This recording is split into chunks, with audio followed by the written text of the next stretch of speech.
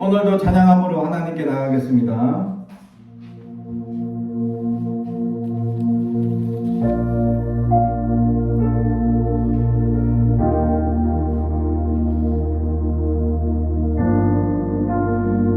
우리 주는 위대하며 우리 주는 위대하며 능력이 많으시도다. 그의 지혜 무궁하며 인자는 영원하도다. 상한 자들 고치시며 상처를 사내시도다. 별들의 수를 세시며 이름을 붙이셔도다. 나 구름으로 하늘을 덮으시며 나를 위하여 준비하시니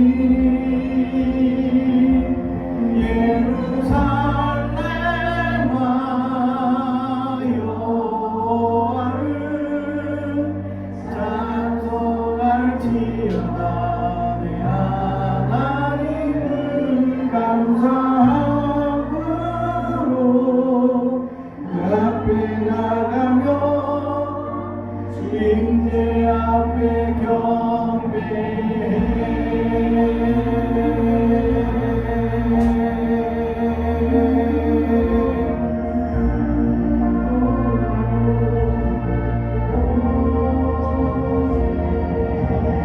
우리 주는 위대하며 능력이 많으시도다.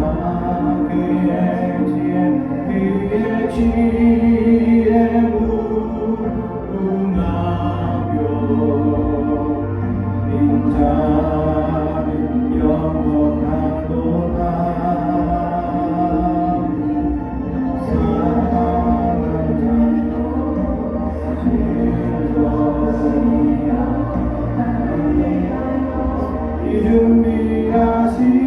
준비하시니 예루살렘아 여호와를 찬송할지어다. 내 하나님을 감사함으로 그 앞에 나가며 주인의 앞에 경배해.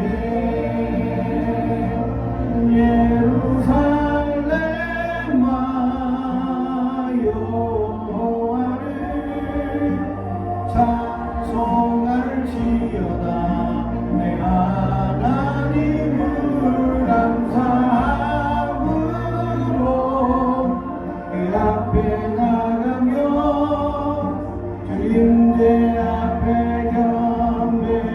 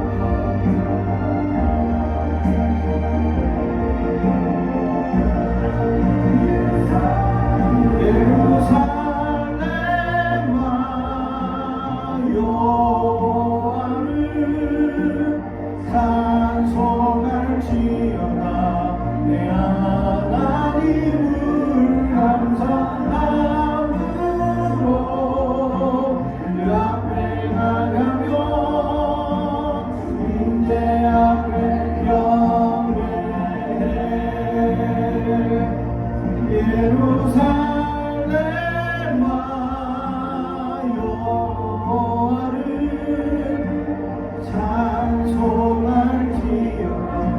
내 하나님을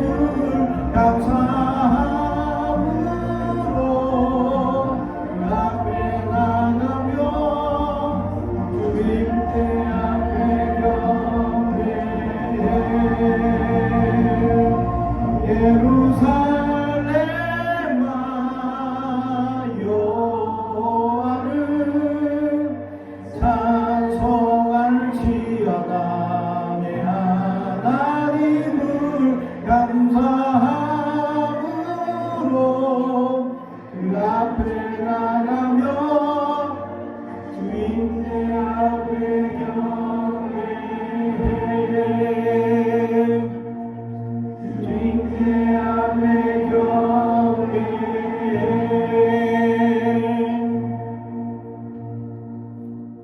아멘. 우리 계속해서 찬양합니다.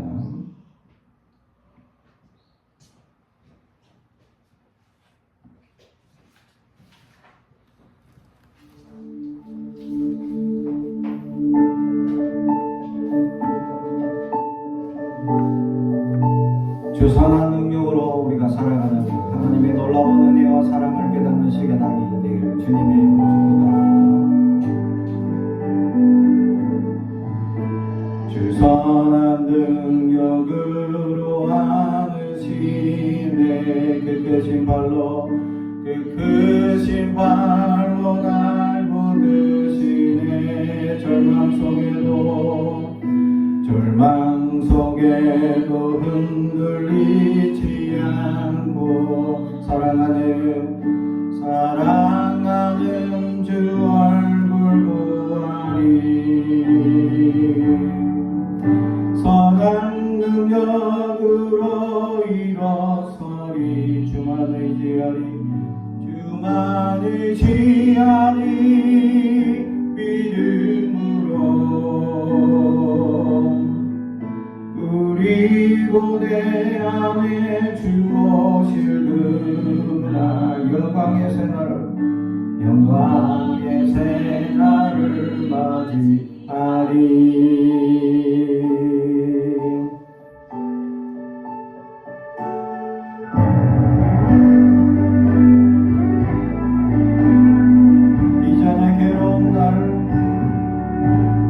이전의 괴로운 날에 와사고 고난의 길을 걷는다 해도 주님께 모두 맡긴 우리 영혼. 끝내 승리의 날을 맞으리. 3절 주님이 마신 고난의 승자니 우리도 감사하며 바르리. 주님의 남은 고난 채워가며 예수와 복음 위에 살리라. 예수와 복음 위에 살리라. 예수와 복음 위에 살리라. 선한 능력으로 일어서리. 주만 의지하리 믿음으로. 그리고 내 안에 주 오실 그날 영광의 새날을 맞이하리. 선한 능력으로 일어서리. 주만 의지하리 믿음으로. 그리고 내 안에 주 오실 그날 영광의 새날을 맞이하리. 승리의 새날을 맞이하리. 영광의 새날을 맞이하리.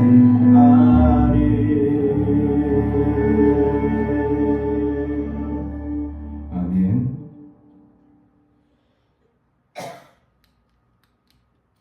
오늘 우리에게 주실 하나님의 말씀은 하박국 2장 1절에서 4절까지 말씀입니다. 구약성경 1303페이지입니다. 하박국 2장 1절에서 4절까지 말씀 구약성경 1303페이지입니다. 하나님의 말씀을 봉독하겠습니다. 하나님의 말씀을 경청해 주시기 바랍니다. 내가 내 파수하는 곳에 서며 성노에 서리라. 그가 내게 무엇이라 말씀하실는지 기다리고 바라보며 나의 질문에 대하여 어떻게 대답하실는지 보리라 하였더니 여호와께서 내게 대답하여 이르시되 너는 이 묵시를 기록하여 판에 명백히 새기되 달려가면서도 읽을 수 있게 하라. 이 묵시는 정한 때가 있나니 그 종말이 속히 이르겠고 결코 거짓되지 아니하리라. 비록 더딜지라도 기다리리라. 지체되지 않고 반드시 응하리라. 보라, 그의 마음은 교만하며 그 속에 정직하지 못하나 의인은 그의 믿음으로 말미암아 살리라. 아멘. 이것은 하나님의 말씀입니다. 우리 가슴에 손을 얹고 축복의 언어합니다. 나는 하나님의 사랑입니다. 축복의 사랑입니다. 우리 가정은 영원히 잘됨 같이 범사가 잘되고 강건해진 가정입니다. 우리 교회는 번성하고 창대하게 되며 하나님의 언약이 이루어지는 교회입니다. 아멘.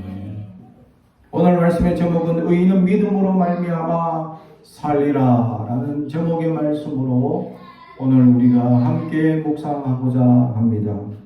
세상에 살아가다 보면 수많은 불의와 부정과 부패가 현저하게 우리 눈에 나타나고 있음에도 불구하고 그것이 부정하다 또는 정의롭지 못하다 라고 얘기하는 사람이 없다. 아니, 그렇게 정의롭지 못하고 부정하다고 얘기함에도 불구하고 이것이 법적인 어떤 제재나 어떤 세상적 기준의 제재를 받지 아니하고 떳떳하게 세상 사람들이 다 보라고 불의와 부정을 일으키는 사람들이 있다라는 사실이죠. 참으로 부끄럽기 그지없는 역사이다라는 사실입니다. 오늘 하박국 선지자는 북이스라엘 멸망과 바벨론으로 인한 남유다 존폐 위기 속에서 1차 바벨론 포로로 끌려가는 참으로 힘든 어려움을 겪는 속에 참 선지자들은 박해와 죽임을 당하는 참사가 벌어지고 기득권인 귀족들과 상류층들은 각종 부정과 비리는 물론 약자들에게 수탈과 척지를 통해 쌓아온 부로 사치를 일삼고 만약의 경우에 대비해 제각각 강대국의 인사들에게 줄대기에 바빴습니다. 종교적 영적 타락은 더욱 심하여 우상 숭배까지 새로이 추앙하여 제각각 섬기기 시작합니다. 여호와의 성전과 제사의 관리를 전담하는 제사장들마저 우상 숭배의 조류에 휩쓸리거나 또는 그것을 적극적으로 조장하는 일까지 벌어지게 됩니다. 모든 사람들, 제사장뿐만 아니라 모든 사람들이 세속적 안일과 영달의 추구에만 혈안이 되어 있었습니다. 선민으로서의 정체성은 오래전에 상실되고 그들 가운데 당신의 이름을 두신 여호와의 거룩한 이름은 땅에 떨어져 짓밟히는 상황이 벌어지게 되었습니다. 그로 말미암아 선민에게 초래될 비참한 결과를 예견하며 무수한 고뇌와 의문에 휩싸여 있었던 수많은 사람들이 있었습니다. 오늘 본문은 선지자 하박국이 그 많은 고뇌와 물음에 대해서 하나님께 질문하고 하나님은 답변하는 형식의 말씀으로 되어져 있었습니다. 질문의 요지는 딱 두 가지입니다. 첫 번째는 어찌하여 하나님께서는 이토록 엄청난 선민의 타락을 왜 방치하십니까?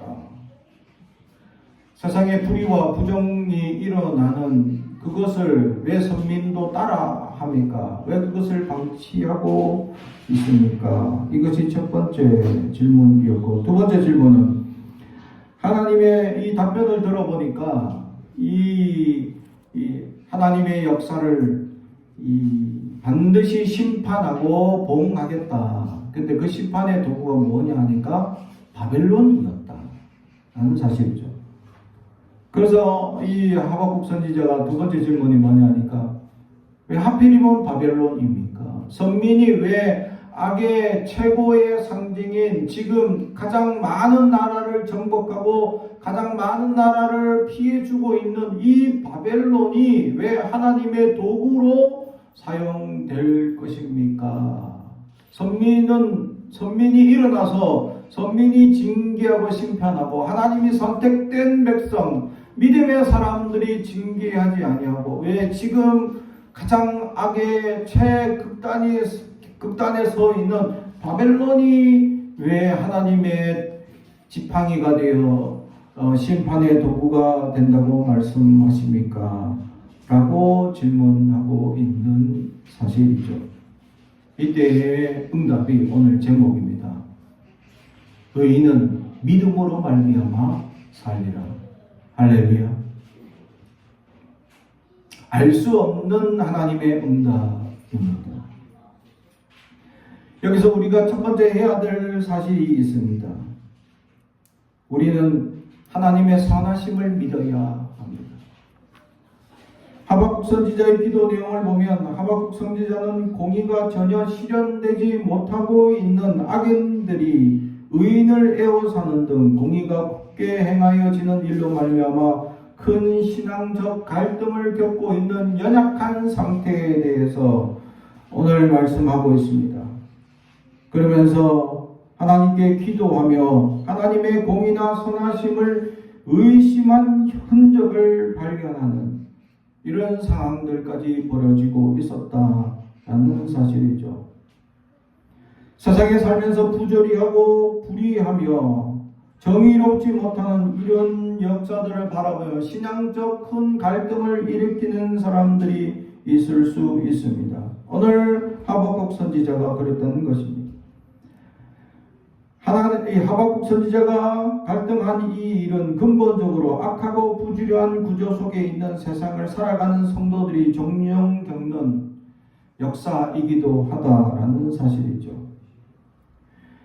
그런데 여기서 문제는 믿음을 가진 성도들도 이러한 상황이 계속 지속되면 신앙적으로 갈등하는 것은 물론 하나님의 선하심을 의심하는 상태까지 이룰 수 있다라는 사실이죠. 그렇습니다. 환란이 계속 겹겹이 겹쳐지는 상황이 주어질 때 끝까지 믿음을 보이며 하나님은 선하십니다. 하나님께서 역사하실 것입니다. 라고 믿고 있는 신앙의 사람들이 얼마나 있느냐라는 것이죠. 믿음을 잘 가졌던 사람들 중에서도 세상의 부조리함과 정의롭지 못한 역사로 말미암아 내 삶이 망가지고 무너진다면 그럼에도 불구하고 나는 하나님의 선하심을 믿습니다 라고 고백할 수 있겠느냐라는 사실이죠. 그것의 극단적인 면을 보여주는 한 사람의 예가 욥기라는 사실이죠. 그런데도 불구하고 그는 하나님은 한마디도 하나님을 저주하지 않았다. 할렐루야. 할렐루야. 여러분들에게 그러한 믿음이 있길 주님의 이름으로 축복합니다. 그가 가지고 있는 재산의 정도는 성경에서 표현하기를 아시아에서 가장 큰 부자였다라고 표현합니다. 아시아에서 가장 큰 부자였던 그가 하루아침에 양이 몰살했습니다 하고 양을 치던 사람이 달려오고 소가 몰살했습니다 하고 소가 치던 사람이 달려오고 염소를 치던 사람이 달려오면서 염소도 몰살했습니다 하고 그가 가지고 있는 모든 재산이 하루아침에 몰살당하고 또 그 얘기가 끝나기도 전에 자식들이 다 몰살당했습니다 하는 엄청난 비통의 소식을 듣게 됩니다. 그게 하루아침에 다 듣게 되는 역사. 멀쩡하게 살아가다가 갑자기 하루아침에 자기가 가지고 있는 모든 재산 다 없어지고 자식들마저 죽었고 거기에 자신의 건강마저 잃어서 온몸에 부스러기가 나서 정말 가려움이 극치를 잃는 연약함에 빠져버린 상황에 그와 가장 가까이 있는 아내는 차라리 나가 돌아가세요 라고 얘기하며 아주 자기를 비참하게 몰아세우는 이 상황 속에 욥기는 한마디도 하나님을 원망하지 아니했더라. 이게 성경이 기록하고 있는 놀라운 욥의 신앙이었다라는 사실이죠. 세상은 지금까지 한 번도 정의로운 적이 없었습니다. 그런데 그 정의롭지 못한 세상 상황 가운데 우리가 사는 환경이 가장 정의롭지 못하고 가장 힘든 역경이 겹겹이 닥쳐오는 그 상황을 견뎌야 한다면 우리는 믿음에 흔들리는 부족함이 나타날 수 있다라는 사실이죠. 이런 일이 또 오래되고 반복되고 지속된다면 더욱더 우리는 굳건한 연약한 신앙이 흔들릴 수 있다라는 사실이죠. 그럼에도 불구하고 우리는 하나님의 선하심을 믿어야 합니다. 사랑하는 성도 여러분, 우리는 어떤 경우에도 하나님의 선하심을 의심해서는 안 됩니다. 성경은 너무도 분명하게 하나님의 선하신 분으로 소개하고 있기 때문입니다. 물론 세상에서는 부질하게 불의하게 보이는 일들이 비일비재하게 일어납니다. 그리고 그러한 일들은 하나님의 선하심을 의심하게 만드는 원인이 되기도 합니다. 하지만 세상의 그 어떤 부조리한 일도 하나님의 선하심을 부정하게 만들 수는 없습니다. 또 그러한 증거가 되지도 못합니다. 하나님께서는 선하시고 공의로우시며 하나님은 진실하시기 때문입니다. 그런데 왜 하나님께서는 이러한 세상 가운데 부조리한 일들을 방치하고 있습니까? 이것이 바로 하박국 선지자의 질문입니다. 왜 선민을 이 부조리함 가운데 방치하고 있느냐? 하나님이 선택한 백성이라면, 하나님이 구원하셔야 할 백성이라면 그들의 잘못된 역사일 때마다 그들을 깨우쳐 주셔야 함에도 불구하고 하나님은 왜 고쳐주지 않느냐라는 질문을 그러나 성경은 분명히 우리에게 보여줍니다. 이스라엘 백성들을 끊임없이 깨우치기 위하여 쉼없이 선지자를 보내주셨습니다. 그런데 마지막 시대의 때에는 그 보낸 선지자를 이스라엘 백성이 죽이는 결과까지 이르게 됩니다.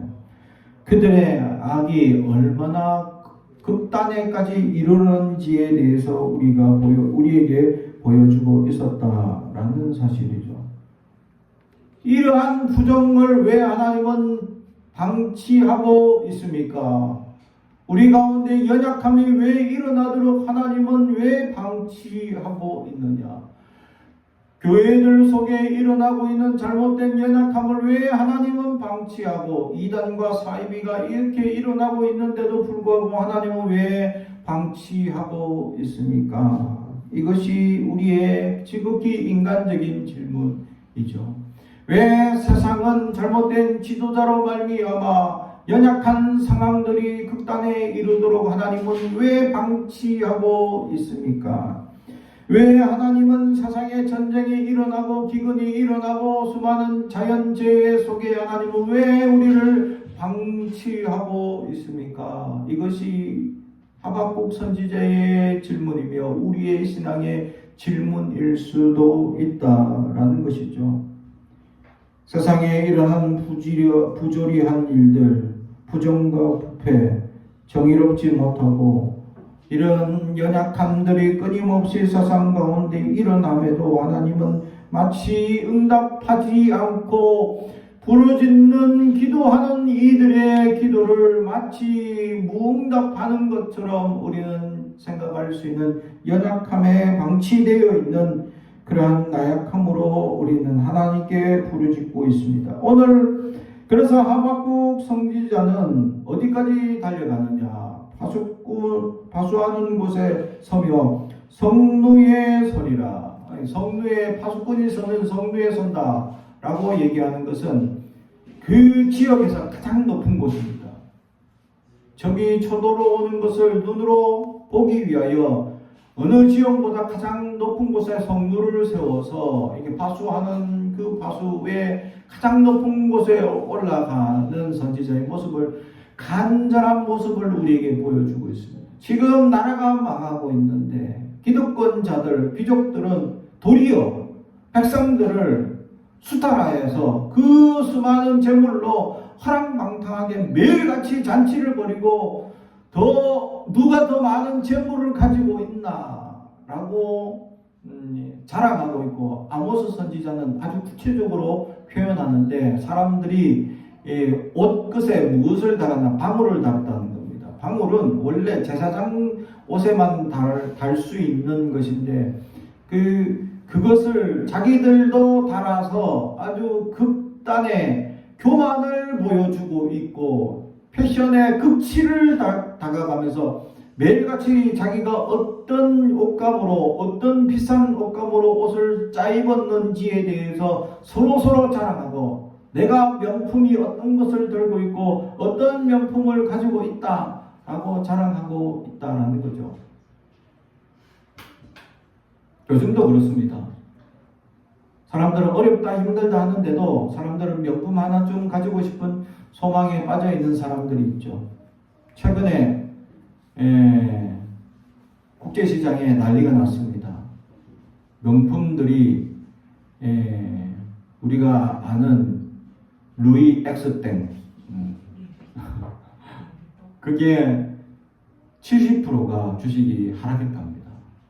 왜 그렇게 주식이 하락했냐? 원래 이게 점점 잘 팔리고 명품은 이게 주식 하락이 거의 되지 않는 걸로 알고 있는데 왜 그렇게 잘 됐냐? 왜 그렇게 떨어졌냐 하니까 안 팔린다. 왜 안 팔렸냐 하니까 최근 이제 중국이 경제적 부흥으로 말미암아 명품을 많이 사줬다는 거죠. 그러다 보니까 이 명품 가격을 엄청나게 올리기 시작했다는 거죠. 그러다 보니까 이 명품 메이커들이 대부분 누구를 대상으로 이 사람들에게 팔았냐 하면 중상층 또는 중하층 사람들을 대상으로 팔았다는 거예요. 그 사람들이 살 수 있는 가격대가 얼마냐면 500만 원 이하의 가격을 해야 그 사람들 하나쯤은 가지고 싶다는 소망을 이룰 수 있는 가격대가 될 수 있다는 거죠. 근데 지금은 얼마대이냐면 1000만 원대 이상입니다. 그게 최근 한 7년 사이에 10배를 올린 상황입니다. 가격을 이 사이에 매년 몇 배씩 막 올리다 보니까 지금 일반적으로 우리가 알고 있는 옛날에 200만 원, 300만 원 주던 명품백이 지금은 1,500만 원 한다는 거예요. 그러다 보니까 안 사는 거예요. 아니 못 사는 겁니다. 중류층이 손을 댈 수도 없고 하층은 어떻게 하다가 돈을 모아서 하나 샀던 그 시절이 있었는데 지금은 하나도 사지 못하는 시절이 되거든요. 그러다 보니까 사람들이 점점 이 명품을 사지 않는 겁니다. 그러니까 명품들이 이 주식들이 다 70% 제일 가격이 적게 떨어진 데가 30% 떨어졌다는 거죠. 그나마 제일 적게 떨어진 데가 30%. 안 팔린다는 증거가 명품을 통해서 나타나고, 이것이 불경기를 나타내느냐? 그게 아니라 명품이 너무 가격을 올려서 사람들이 이제 쳐다도 보지 않더라라는 사실이죠. 이러한 현실이 우리에게 주어졌다. 실제로 프랑스나 이렇게 외국의 명품이 자리 잡고 있는 이탈리아 이 본사 안에서는 그 명품 매장들마다 누구를 대상으로 이렇게 상품을 만들었냐 하니까 중국인을 대상으로 상품을 만들었다는 거예요. 그래서 그 중국인들이 좋아하는 붉은색 계열. 그래서 뭐 이렇게 한답니다. 중국인들은 헐수 생일이 되면은 특히 29, 우리로 치면 이 29이 치면 뭐 어려움을 겪는 가장 극치의 나이대라서 결혼을 잘 안 시켜주는 나이라고 합니다. 근데 이 29이 되면 사람 이 남자든 여자든 빨간색을 몸에 지니고 다녀야 된대. 그래서 빨간색 속옷, 빨간색 지갑, 빨간색 뭘 하든 지니고 다녀야 된다. 그래서 그런 사람들 중국의 문화를 알아서 빨간색으로 이렇게 만든 명품들이 많다는 거죠. 그래서 중국인들이 그걸 보고 사줬다는 겁니다. 근데 자꾸 가격을 올리니까 이제 중국의 경제도 무너지고 어려워진 상황에다가 근데 경제 제재까지 막 이런 상황이 되니까 이제 중국인들이 없는 거죠. 그럼 매장에서 그것이 팔리지 않는 상황이 된 거. 그래서 매장이 손실이 나기 시작하는 겁니다. 이런 역사들이 다가오자 사람들은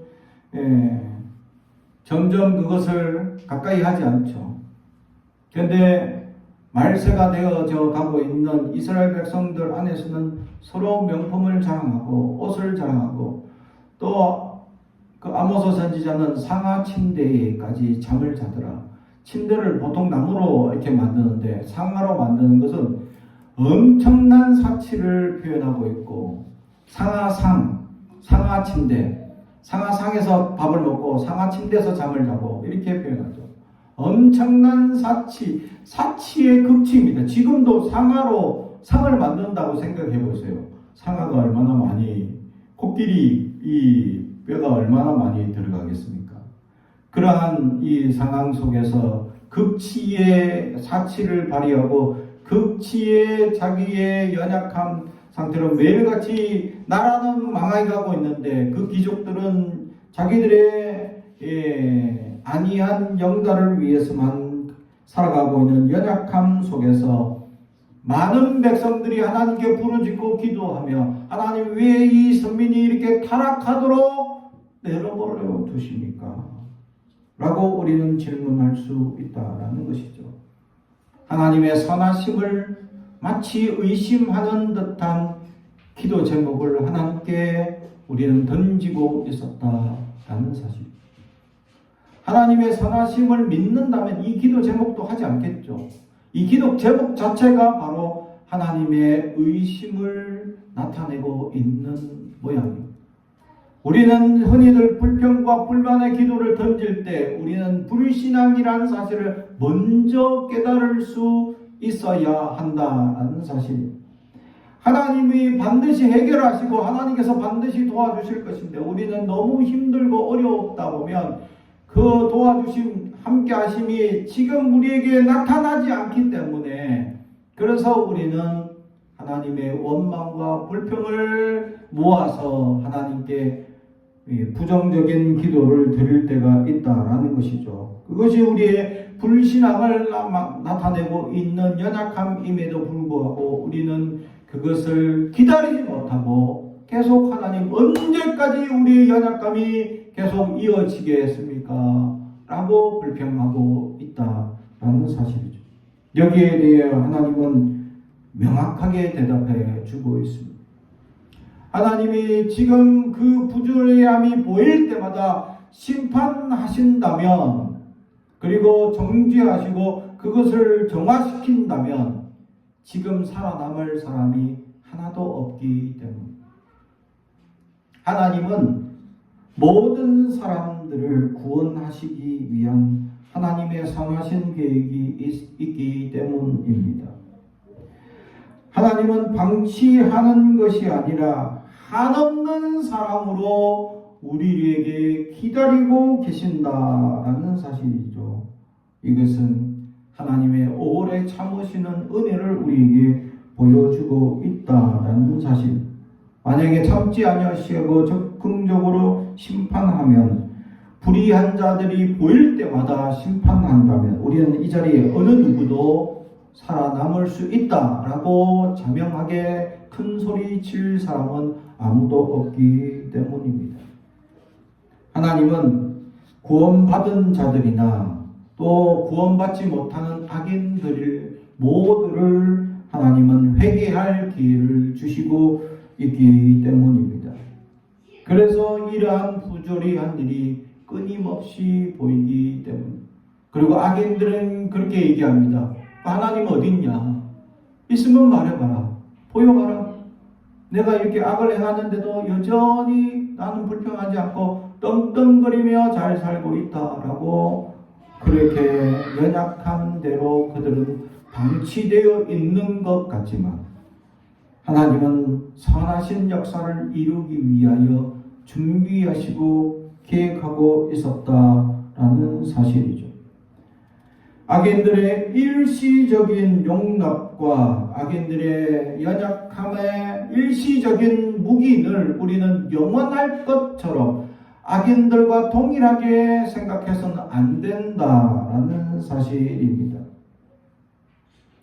하나님께서는 반드시 이러한 이들에 대하여 하나님은 역사하시고 그것에 대하여 반드시 말씀하신다.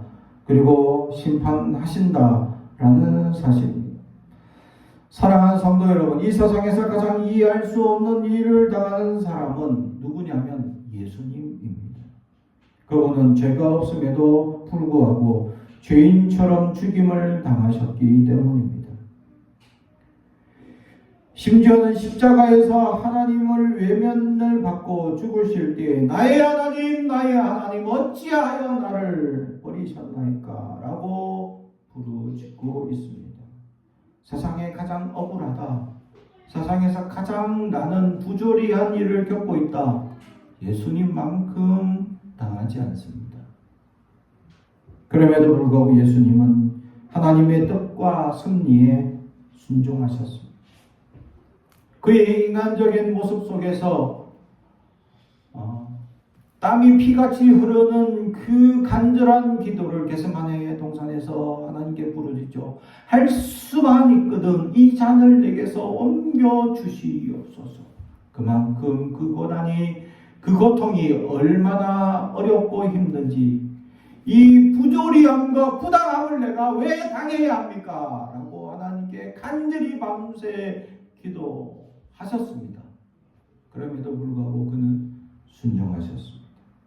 그리고 우리의 온 구원을 위하여 그 십자가에 또 부활하심으로 그의 사랑을 우리에게 보여주셨습니다.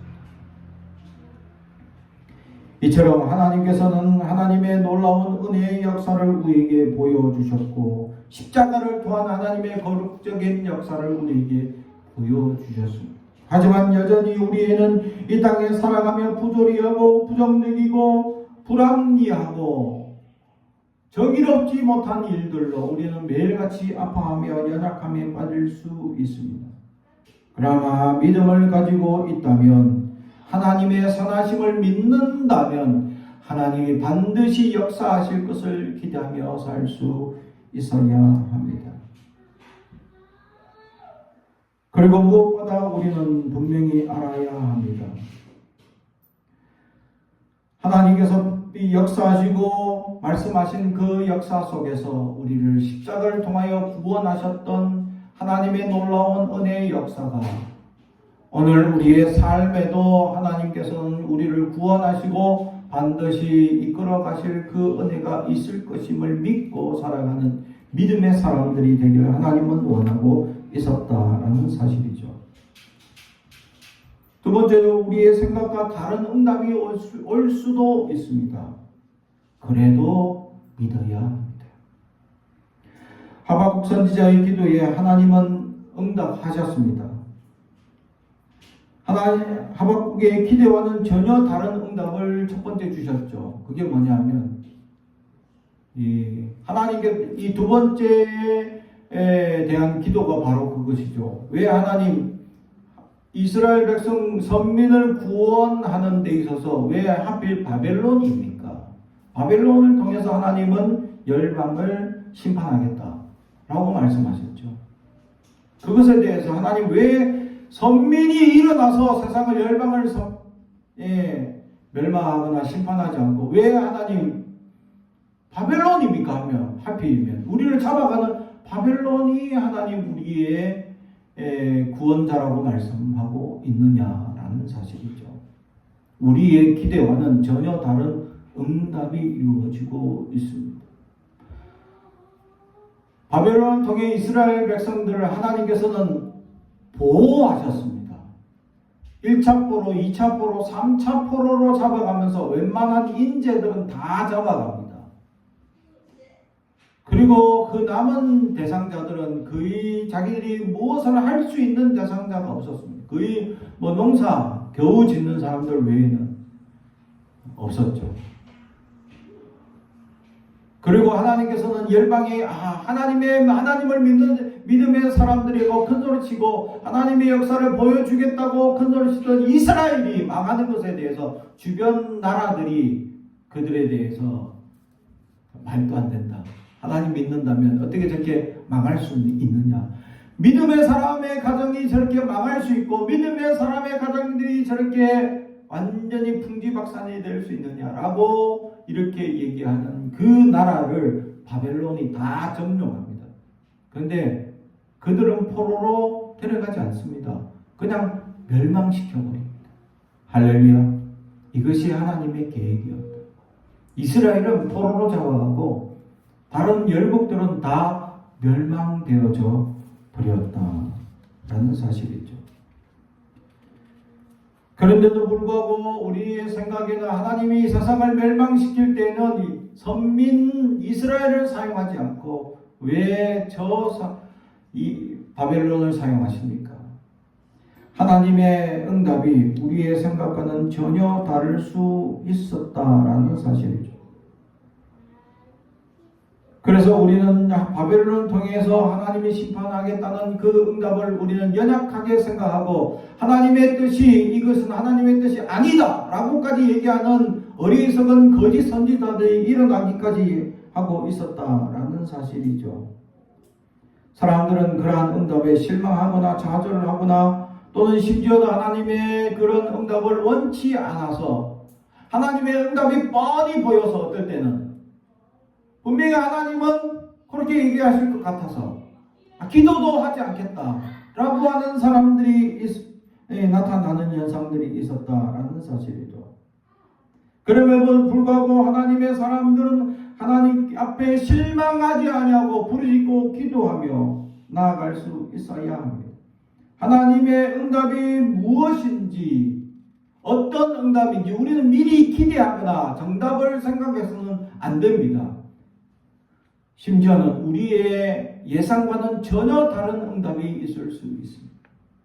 우리는 소망과 하나님 앞에 간절한 기대를 가지고 하나님 이루어 주옵소서라고 기도하지만 우리의 소망과 기대와는 전혀 다른 응답을 하나님은 우리에게 주실 수도 있기 때문입니다. 그럼에도 우리는 믿어야 합니다. 우리의 기대와 다른 응답이고 우리를 위한 최선의 응답인 줄 여기고 그 응답에 순종할 수 있어야 합니다. 하나님의 응답이 얼마나 놀랍고 은혜로운 것인지 자신에게도 크나큰 유익인지를 알 수 있어야 합니다. 사랑하는 성도 여러분, 우리는 하나님께 소원을 아뢰 수 있습니다. 그러나 그것은 우리를 향한 하나님의 뜻입니다. 우리가 소원을 하나님께 무엇이든지 다 얘기할 수 있지만 하나님의 응답은 우리가 결정할 수 없습니다. 응답의 방향성을 결정하는 것은 절대자고 주권자이며 하나님의 순수한 권리이기 때문입니다. 여기에서 우리에게 필요한 것이 있습니다. 하나님이 무슨 말씀이든지 우리는 수용하겠습니다. 순종하겠습니다가 필요하다라는 사실. 그래서 우리의 생각과 다른 응답일지라도 믿습니다. 라는 믿음이 두 번째로 우리에게 필요한 것입니다. 마지막으로 오늘 2장 4절에 의로운 사람은 믿음으로 말미암아 살리라 라고 오늘 성경은 우리에게 말씀해 주고 있습니다. 믿음이라는 표현은 하나님에 대한 강한 신뢰를 의미할 뿐 아니라 하나님 보시기에 의로운 삶을 살려고 애쓰며 타인에게 결코 속임이나 거짓을 행치 않는 진실한 면모를 나타낸 표현으로 이해할 수 있습니다. 다시 말해 믿는다라는 것은 그냥 말로만 믿는 게 아니라 이웃에 대한 신실하고 진실한 태도까지 동반해야 한다라는 것을 명시적으로 선언하고 있다라는 것이죠. 다시 말하면 내가 믿습니다 라는 말을 통해 사람들에게 나는 당신에게 진실하고 진실하게 대할 것입니다 라는 표현을 보여주고 있다라는 것이죠. 다시 말하면 나는 진실합니다, 선합니다, 나는 믿습니다, 우리 함께 기도합시다, 이런 모든 내용, 신앙적인 모든 내용 속에는 나는 진실하게 살 거고 나는 부정하거나 나는 연약하거나 화를 내거나 나약하게 살지 않겠습니다 라는 선언이 그 안에 들어가 있다라는 것이죠. 이것이 믿음의 사람이다 라는 본질을 우리에게 보여주고 있기 때문입니다. 그렇습니다. 우리는 믿음으로만 살아야 합니다. 믿음밖에 없다라는 사실이죠. 나라가 위기 속에 멸망하는 이 상황 속에 하박국 선지자에게 하나님은 분명한 응답을 해주십니다. 믿음으로 산다, 믿어야 산다 라고 분명하게 보여주고, 실제로 하나님은 바벨론 포로를 통하여 선택된 백성을 구원하시는 하나님의 계획을 보여주고 있었다라는 사실이죠. 그 사람들이 바벨론에 가서 결국 하나님의 앞에 참회하고 돌이키는 대회개의 운동을 일으키며 하나님 앞에 참회하고 돌아오는 역사를 겪게 됩니다. 그들로 말미암아 생겨나는 그 믿음의 사조가 하나님의 선민사상, 결국 그릇트기를 남겨주시는 하나님의 은혜를 경험하죠. 우리의 경험과 우리의 생각은 온 백성이 살아나는 것이 우리의 생각이지만 하나님의 뜻은 그것이 아니었다라는 것입니다.